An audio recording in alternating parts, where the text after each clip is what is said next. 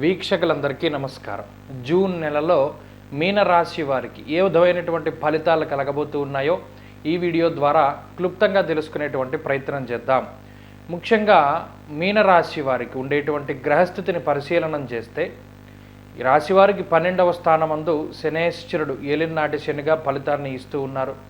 జన్మరాశి యందు రాహువు, 2వ స్థానమందు కుజుడు, తృతీయ స్థానమందు రవి గురు శుక్ర బుధ గ్రహాలు సంచారం చేస్తూ ఉండగా 7వ స్థానమందు కేతు ఉన్నారు. అయితే 15వ తారీఖు దాటిన తర్వాత రవి శుక్ర బుధ గ్రహాలు చతుర్థ స్థానంలో వారు సంచారం చేస్తారు. అయితే ఇక్కడ మనం విషయాలను పరిశీలన చేసుకుంటే ఏ గ్రహాలు అనుకూలం ప్రతికూలం అనేటువంటి విషయాన్ని చూస్తే ఏలినాటి శని జన్మరాహు ఎలాగో ప్రతికూలించేటువంటి స్థానాల్లోనే ఉన్నారు. అయితే గత మాసంతో పోల్చుకుంటే ఈ మాసంలో జన్మ కుజుని యొక్క దోషము అనేటువంటిది ఈ మీనరాశి వారికి తొలగిపోయింది. ఇది చాలా గొప్ప రిలీఫ్గా చెప్పచ్చు. ఎందుకంటే జన్మ కుజుడు చాలా రకాలుగా ఇబ్బంది పెడతారు. అందులోనూ రాహువుతో కలిసి ఉన్నప్పుడు ఆ ఇబ్బంది మరింత పెరుగుతుంది. జన్మరాశిగతే భౌమౌ యక్ష రాక్షస పీడితం.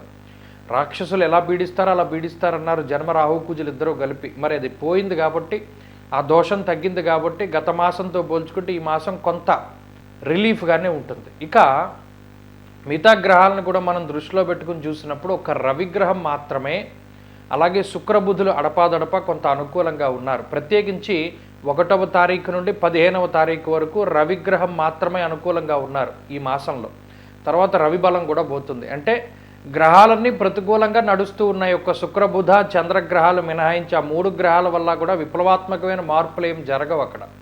కాబట్టి గుర్తుపెట్టుకోవాల్సిన విషయం ఏంటంటే మీనరాశి వారికి గ్రహస్థితి అంత అనుకూలంగా లేదు. జూన్ నెలలో కొంతలో కొంత అనుకూలంగా ఉండేటువంటి టైం కూడా 1వ తారీఖు దగ్గర నుండి 15వ తారీఖు వరకు. ఏ ముఖ్యమైనటువంటి పని చేయాలన్నా ఈ టైంలోనే చేసుకుని ముందుకెళ్ళాలి. ప్రత్యేకించి ఆర్థిక పరిస్థితులను చూస్తే ఆర్థికంగా ప్రతి చోట కూడా ఖర్చు కనబడుతూ ఉన్నది. ఎందుకంటే 12వ ఇంట్లో శనేశ్వరుడు మన హానిర్మన క్లేశం కృషియర్ భోజన బలపు సహా. జన్మరాహు చూస్తే ధారాపుత్ర విరోధస్య ప్రవాసం రోగపీడనం. అలాగే గురుడు చూస్తేనేమో తృతీయ స్థానంలో ఇబ్బంది పెట్టేటువంటి స్థితి. అర్ధాష్టమ రవేమో అంతక్లేశం గృహశ్చిత్రం సౌఖ్య హానిమ భోజనం. ఇలా ఏ గ్రహం చూసినా మనకు వచ్చేటువంటి డబ్బుని ఖర్చు పెట్టించేటువంటి స్థితే కనబడుతుంది. మీకు 100 రూపాయల ఆదాయం వస్తే 90 రూపాయల ఖర్చే కనబడుతోంది. ఈ 90 రూపాయలు కంపల్సరీ ఖర్చు అంటారు. మిగతా పై ఖర్చులు ఏవైతే ఉన్నాయో అవి మీకు ఈ గ్రహస్థితి వల్ల పెరుగుతూ ఉంటాయి. అంటే ఇది లోటు బడ్జెట్టే. జూన్ నెల కూడా కొంత ధనం లోటు బడ్జెట్లోనే మీరు ఖర్చు పెట్టవలసినటువంటి పరిస్థితులు ఉన్నాయంటే కొంత అప్పుకి వెళ్ళాలి. ఇక ఆరోగ్య పరిస్థితులు వస్తే ఇవి కూడా కొంత ఇబ్బందికరంగా ఉన్నాయి. ప్రత్యేకించి జన్మరాహువు వ్యయ శనేశ్వరుడు ఇటు కర్తరీ దోషం అంటారంటే 12 2వ స్థానాల్లో 2 క్రూరమైన గ్రహాలుండి జన్మరాశి యందు రాహు ఉన్నప్పుడు చాలా ఒళ్ళు దగ్గర పెట్టుకుని ఉండాలి. ఎందుకంటే ప్రయాణాలు చేసేటప్పుడు స్పీడ్గా వెళ్ళకూడదు, సేఫ్టీ ప్రికాషన్స్ తీసుకోవాలి, అనవసరమైన ప్రయాణాలు చేయకూడదు, తప్పనిసరి పరిస్థితుల్లో దూర ప్రాంత సంచారం చేయాలి. అలాగే అతివేగం అనేటువంటిది పనికిరాదు. అలాగే ఏదైనా మారుమూల ప్రాంతాలకు వెళ్ళేటప్పుడు విషపూరితమైనటువంటి జంతువుల పట్ల చాలా అవగాహనతోటి అప్రమత్తతతోటి ఉండాలి. తేళ్ళు, జెరులు, పాములు, కుక్కలు, 4 కాళ్ళ జంతువులు, సాలిపురుగులు, బల్లులు, అలాగే బొద్దింకల దగ్గర నుండి ప్రతి జీవి హింస చేయడానికే మీ మీద అవకాశం కోసం ఎదురు చూస్తూ ఉంటుంది. ఎందుకంటే ఈ గ్రహస్థితిలో దీన్ని కర్తరీ దోషం అంటారు. శని కానీ కుజుడు కానీ 12 2 భావాల్లో ఉండి జన్మరాశి యందు రాహు ఉన్నప్పుడు శారీరక పీడ అధికంగా ఉంటుంది. దీనివల్లనే కోపము, ఫ్రస్ట్రేషను, అసహనము, అశాంతి పెరిగిపోతూ ఉంటాయి. దీనివల్ల కొంత కోపం పెరిగిపోతుంటుంది. ఇటువంటి విషయాల పట్ల జాగ్రత్తగా ఉండాలి. అంటే ఆరోగ్యము, ఆర్థిక పరిస్థితులు అంత అనుకూలంగా లేవు. ఈ కుటుంబ పరిస్థితులు చూస్తే ధారాపుత్ర విరోధస్య అని రాహు ఉన్నప్పుడే చెప్పారు. అంటే కుటుంబ సభ్యుల యొక్క సహకారం ఏమి ఉండదురా బాబు, నీ పన్ను చూసుకోవడమే. కనీసం ఫ్యాన్ స్విచ్ చేయమన్నా కూడా ఎవడో వేయడు, ఈ టీ కప్పు తీసుకెళ్ళి అటు పెట్టమన్నా ఎవడో పెట్టడు, ప్రతి చిన్న పని నువ్వే చేసుకోవాలి అని చెప్పి బల్లగుద్దినట్టు చెప్తోంది శాస్త్రం.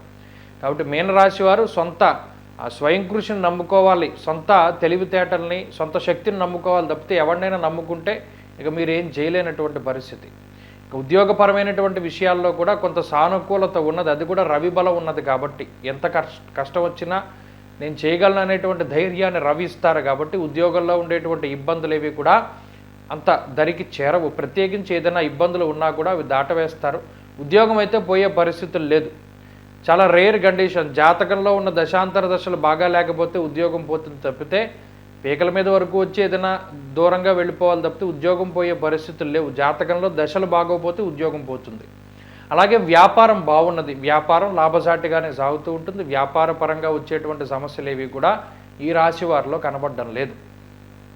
అలాగే ప్రత్యేకించి విద్యార్థులకు ఉండేటువంటి గ్రహస్థితులు, చదువుకునేటువంటి వారు, ఉద్యోగాల కోసం ప్రయత్నం చేసేటువంటి వారు, లేదా కొత్త ఉద్యోగాలు వెతుక్కునేటువంటి వారు, లేదా విశ్వవిద్యాలయాల కోసం కాంపిటేటివ్ ఎగ్జామ్స్లో వాటి కోసం నిమగ్నమయ్యి చదువుకుంటూ ఉండేటువంటి వారు, వీరికి ఈ గ్రహస్థితి అంత అనుకూలమైనది కాదు. ఓవర్ కాన్ఫిడెన్స్ వల్ల దెబ్బతినడానికి అవకాశం ఉంటుంది. చాలా జాగ్రత్తగా వ్యవహరించాలి. ఎప్పుడూ బుద్ధి పనిచేస్తూ ఉండాలి. పక్కవాడిని ఎప్పుడూ నమ్ముకోకూడదు. సొంత తెలివితేటలు నమ్ముకోవాలి, గురువును నమ్ముకోవాలి. అప్పుడే బాగుపడతారు.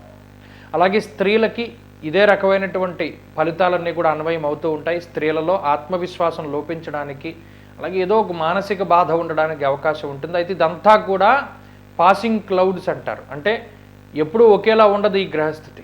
ఒక నెల ఒకలా ఉంటుంది, ఒక నెల ఒకలా ఉంటుంది. ఇదంతా మారుతూ ఉంటుంది. ఇది ఈ నెల బాగాలేదు కదా అని చెప్పి డీలా పడిపోవాల్సినటువంటి అవసరం లేదు. జాతకంలో దశలు అంతర్దశలు బాగుంటే అసలు మీరు దీన్ని ఈజీగా దాటగలుగుతారు. జాతకంలో కూడా దశలు అంతర్దశలు బాగా లేకపోతే మనం ఏం చేయలేము. ఎందుకంటే అదంతా కర్మ ఫలితం కాబట్టి. భగవదారాధన ఒకటే మార్గం. భగవంతుడు ఆశీర్వచనం కనుక ఉంటే అసలు ఈ గ్రహాలు ఏమీ చేయలేవు కదా. కాబట్టి ఆ విషయాన్ని దృష్టిలో పెట్టుకోవాలి. అలాగే వ్యవసాయం చేసేటువంటి వారు, భూమిని నమ్ముకుని జీవనాన్ని సాగించేటువంటి వారికి కూడా పరిస్థితులు కొంత సానుకూలంగానే గోచరిస్తూ ఉన్నాయి. ప్రత్యేకించి మీనరాశి వారు ఏ రకమైనటువంటి రెమెడీని పాటిస్తే ఈ మాసంలో మరింత అనుకూలత ఉంటుంది అంటే, ఒకటి ప్రధానంగా ఆంజనేయ స్వామి వారి యొక్క ఆరాధనే అధికంగా చేయాలి. అలాగే ఋగ్వేదాంతర్గత సూక్తం, మన్యు సూక్తం అని ఒక సూక్తం ఉంటుంది. అలాగే సర్ప సూక్తం అని ఇంకో సూక్తం ఉంటుంది. ఈ సర్ప సూక్తంతో సుబ్రహ్మణ్య స్వామికి అభిషేకం చేసుకోవడం, మన్యు సూక్త పారాయణ ఇంట్లో 14 సార్లు మంగళవారం జరిపించుకోవడం ఇత్యాదివి చేస్తూ ఉండడం ద్వారా ఈ శనేశ్వరుడు, రాహువు మరియు ఇతర గ్రహాలు ఇచ్చేటువంటి వ్యతిరేకమైనటువంటి గ్రహస్థితి నుండి బయటపడడానికి అవకాశం ఉంటుంది. ప్రత్యేకించి శనివారం నిష్టగా ఉండాలి. శనివారం నాడు శివాలయానికి వెళ్ళి ప్రదోష కాలంలో అనగా సాయం సంధ్యా వేళలో 6-6:30 ఆ ప్రాంతంలో దీపారాధన చెయ్యాలి నంది దగ్గర. అలా చేసినట్టయితే చాలా రకాలైనటువంటి సమస్యల నుండి బయటపడడానికి అవకాశం ఉంటుంది. భగవంతుణ్ణి నమ్ముకోండి. భగవంతుణ్ణి నవవిధ భక్తి మార్గాల ద్వారా ఆయన్ని ప్రసన్నం చేసుకోవడానికి ప్రయత్నం చేయండి. ఖచ్చితంగా ఈ గ్రహస్థితి నుండి మీనరాశి వారు బయటపడతారు. మరింత మంచి గ్రహస్థితి ముందుగా ఉన్నది కాబట్టి భయపడాల్సిన పని లేదు.